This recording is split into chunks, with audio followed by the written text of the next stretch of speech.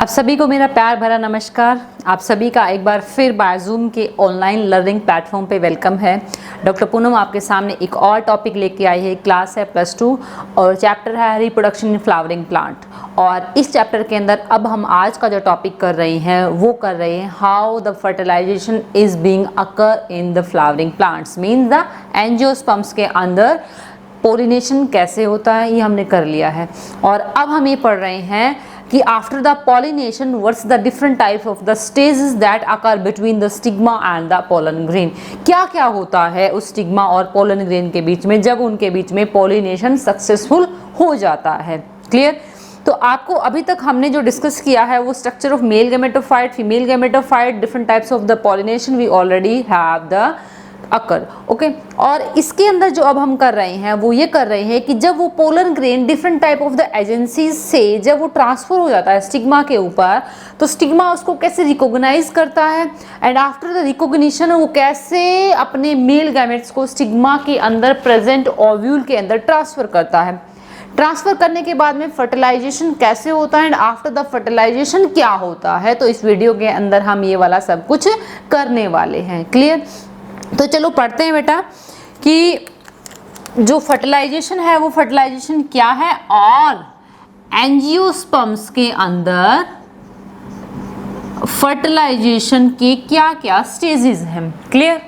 सबसे पहले स्ट्रासबर्गर ने 1884 के अंदर फर्टिलाइजेशन को प्रूव किया था in the angiosperms and he proved that there is two types of the fertilization that take place in the angiosperms, and after the fertilization there is the formation of seed that contain a zygote as well as the endosperm।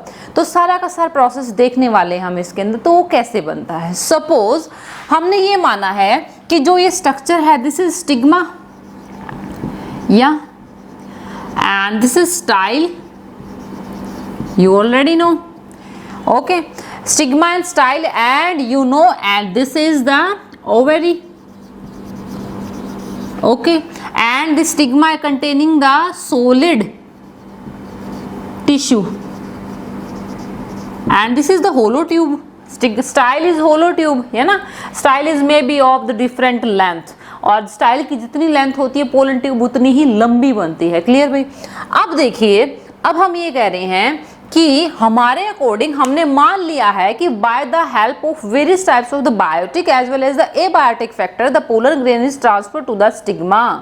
Okay, अब ये जो pollen grain है पहले तो stigma ये recognise करेगा कि ये जो पोलन ग्रेन है क्या ये मेरी ही फैमिली का है या डिफरेंट का है, क्या ये मेरे ही जीनोटाइप का है या डिफरेंट का है। मीन्स जो सबसे पहला स्टेप होता है वो क्या होता है, compatibility. Compatibility, or during this compatibility there is the recognition of the enzymes and the proteinaceous structure between the pollen grain and the stigma। तो इधर से स्पोरोफाइट भी और गेमेटोफाइट भी। Sporophyte is always and always diploid है ना, and gametophyte is always and always haploid. Okay, तो ये दोनों के दोनों, अब यहाँ पे हैप्लॉइड कौन है, पोलन ग्रेन, और डिप्लॉयड कौन है, स्टिग्मा है। तो these mutually understand their feelings, they mutually understand their recognition by various types of the enzymes that yes we are with each other of the same families, and after the recognition there is starting of the transferring of the material between the pollen grain as well as the stigma. इस compatibility को हम detail में एक नया video बना के भी समझेंगे, जो थोड़ा सा हम उसको अपर लेवल पे समझेंगे कि what's the different type of the sporophytic as well as the gametophytic compatibility. क्योंकि इसमें अगर मैं यहाँ से क्विट कर जाऊंगी तो फिर आपको थोड़ा सा समझ नहीं आएगा, क्योंकि इसमें थोड़ा सा डेप्थ में पढ़ने की जरूरत है, क्योंकि there is formation of different types of the RNases enzyme, how the pollen grain cut the material of stigma and how the stigma cut the material of the pollen grain, if they are compatible or if they are not compatible with each other। Clear? तो मैं इसको यहाँ पे ऐसे ही complete करके छोड़ती हूँ कि जो कंपैटिबिलिटी है सिर्फ रिकॉग्निशन ऑफ द पार्टिकल्स है जिसमें ये दोनों रिकॉग्नाइज करेंगे, और हम यहाँ पे मान के चलेंगे कि वो दोनों रिकॉग्नाइज कर लिया है and yes they are of the same family, same genotype. Clear? अब देखिए, अब मैं आपको थोड़ा सा एक कंफ्यूजन में डाल रही हूँ। There is multilocular ovary also, so it means there is the formation of of one or more pollen tube. Is it possible? Yes or no? Please मुझे कमेंट सेक्शन में जरूर बताना कि क्या एक स्टिग्मा जिसके अंदर एक ऐसी ओवरी है जो मल्टीलॉक्यूलर है and it having the different types of the locule, तो वहां पे क्या एक ही पोलन ट्यूब बनेगी या अलग अलग बनेगी? तो अगर किसी का क्वेश्चन दिमाग में अराइज होता है तो प्लीज मुझसे पूछना, मैं कमेंट सेक्शन में इसका आंसर जरूर दूंगी। ओके चलिए इसको थोड़ा ढूंढना बेटा, बहुत इजी क्वेश्चन है, ऐसा कुछ नहीं है। क्लियर? हमने मान लिया है कि compatibility is successfully done between the pollen grain and the stigma and after that what happen. जो ये स्टिग्मा है, ये स्टिग्मा क्या करता है, जब इनकी सेल वॉल की मैचिंग हो जाती है आपस में, सेल वॉल के ऊपर प्रेजेंट रिसेप्टर्स आपस में मैच कर जाते हैं, तो after that they start transmitting the material means water and sugar solution. Means जो सेकंड स्टेप है वो क्या होता है, it is the transfer of water and sugar from stigma to pollen। Stigma से पोलन ग्रेन को वाटर एंड जो sugar solution है वो उसको प्रोवाइड किया जाता है। हम लैब के अंदर भी एक्सपेरिमेंट कर सकते हैं और आप देखिएगा +2 की जब आप प्रैक्टिकल लेके आएंगे तो उसमें फर्स्ट प्रैक्टिकल यही होता है कि पोलन ट्यूब की ग्रोथ जर्मिनेशन करवाना, तो उसमें simple water and sugar solution की प्रेजेंस में क्या हो जाता है, पोलन ट्यूब बन जाती है। क्लियर? तो दूसरा क्या होगा, शुगर और वाटर का सॉल्यूशन जो स्टिग्मा है वो प्रोवाइड करना स्टार्ट कर देता है पोलन ग्रेन को। बट बिफोर दैट क्या किया, पोलन के पास भी रिजर्व मटेरियल होता है, वो उसको यूटिलाइज करता है। क्लियर? अब देखिए आफ्टर रिकॉग्निशन जब इसको फूड मिलना स्टार्ट हो जाता है तो क्या होता है, there is starting of the elongation of the pollen tube.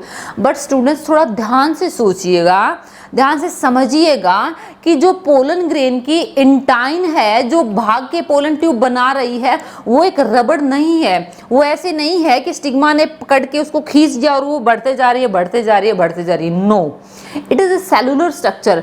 जो पोलन ग्रेन इतना था अब उसमें लंबी पोलन ट्यूब बनने वाली है इसके जैसे ही। तो इसका मतलब there is continuous division of the cell. यहाँ पे सेलुलर डिवीजन बहुत फास्टली होता है जिसकी वजह से पोलन ट्यूब बनती रहती है। First point. दूसरा पॉइंट, अब उसको ये वाला स्टिग्मा का सॉलिड पार्ट काट के जाना है। उसके बाद में इस स्टाइल के अंदर से खोखली स्टाइल जो बहुत लंबी है उसको क्रॉस करते हुए जाना है। क्लियर? तो it is very very difficult to transmit its male gamete to its embryo sac. तो उसमें जो पोलन ट्यूब बन रही है वो कैसे क्या बनती है कि जो पोलन ग्रेन है वो सिर्फ शुगर एंड वाटर मटेरियल लेता है और अपने अंदर प्रेजेंट एंजाइम्स को यूज करके, आरएनएस वगैरह को यूज करके अपने खुद की प्रोटीन बनाता है, जिसकी वजह से सेलुलर स्ट्रक्चर बढ़ती है और पोलन ट्यूब कंटिन्यू बनती रहती है। Clear?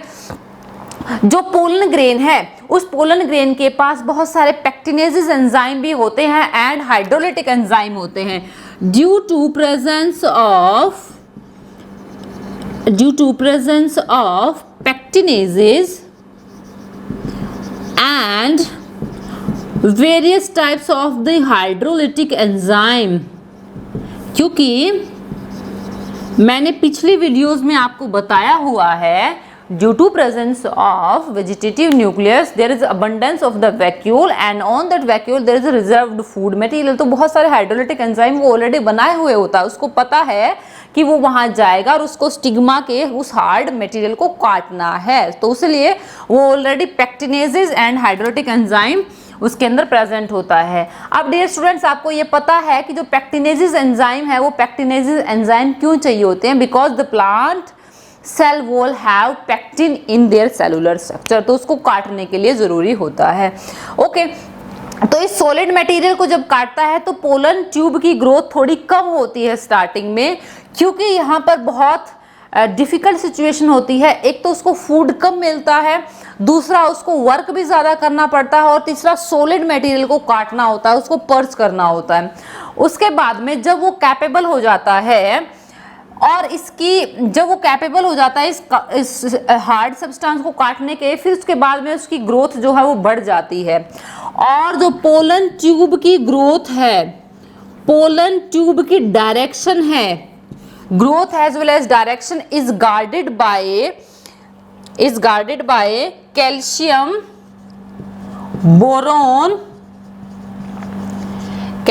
Boron inositol sugar solution, calcium boron inositol sugar complex.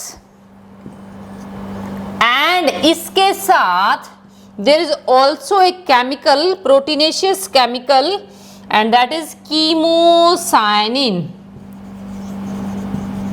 and this chemocyanin is copper containing protein. It is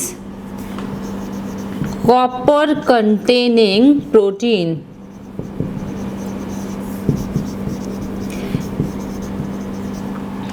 okay कि पोलन ट्यूब की ग्रोथ सीधा नीचे ही क्यों जाती है? आप इजीली देख रहे होगे बेटा, पोलन ट्यूब भागी भागी अंदर की तरफ जा रही, वो इधर क्यों नहीं निकली? जो पोलन ट्यूब है वो इधर क्यों नहीं निकली, है ना? वो पोलन ट्यूब सीधा नीचे कैसे जाती है? तो जो पोलन ट्यूब की ग्रोथ को डायरेक्ट करता है, उसको बताता है कि आपको उस रास्ते पे जाना है। तो ऐसा कौन सा ग्रेडियंट है, ऐसे कौन से केमिकल है, ऐसा कौन सा पाथवे बन जाता है जिसकी वजह से पोलन ट्यूब डायरेक्ट ओवेरी की तरफ ग्रो करती है? At that complex of the chemical is calcium boron inositol sugar complex with containing copper containing protein, and that is the chemocyanin. इनकी प्रेजेंस की वजह से जो पोलन ट्यूब है वो सीधा ओवेरी की तरफ चली जाती है। सॉरी, स्टार्टिंग में जो पोलन ट्यूब की जो ग्रोथ होती है वो कम होती है, उसके बाद में पोलन ट्यूब की ग्रोथ फास्टली हो जाती है। स्टार्टिंग में वो खुद का रिजर्व फूड भी यूज करती है, लेकिन बाद में वो स्टिग्मा से फैमिलियर हो जाती है और स्टिग्मा से फूड लेकर के उसकी ग्रोथ को प्रमोट करती रहती है। क्लियर?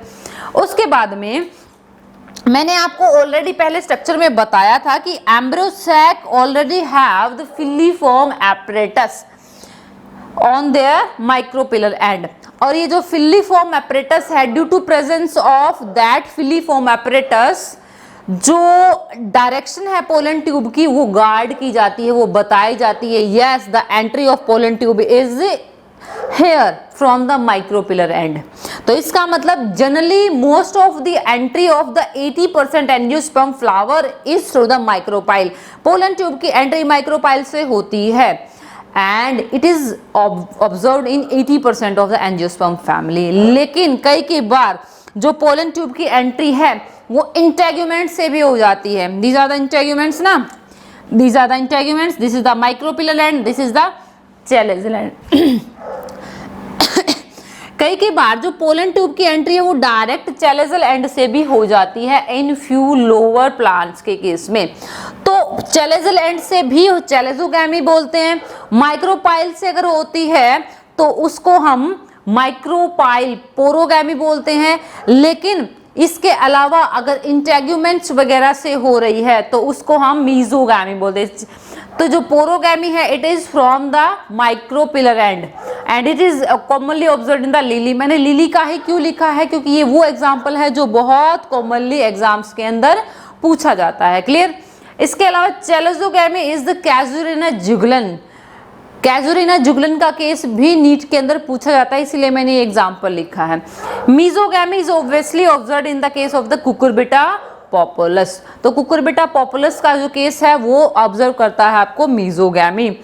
तो porogamy means when the entry is through the micropyle, chalazogamy is the when the entry is through the chalazal end mesogamy is through when the entry is through the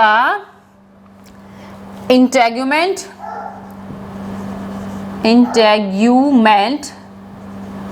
या funiculus. When the entry is through the integument and funiculus, it is known as the mesogamy. Chalazal end से हो जाए चैलेंजोगैमी, and अगर micropyle से है तो पोरोगैमी उसको हम बोलते हैं। क्लियर भाई? तो ये है various mode of the entry of the pollen tube. अब हम ये देखते हैं what happen after the entry of pollen tube. Pollen tube की एंट्री के बाद में क्या होता है in the case of embryo sac. तो इसके अंदर हम वो स्टेप पढ़ने वाले हैं what is occur after the entry of pollen tube. Clear?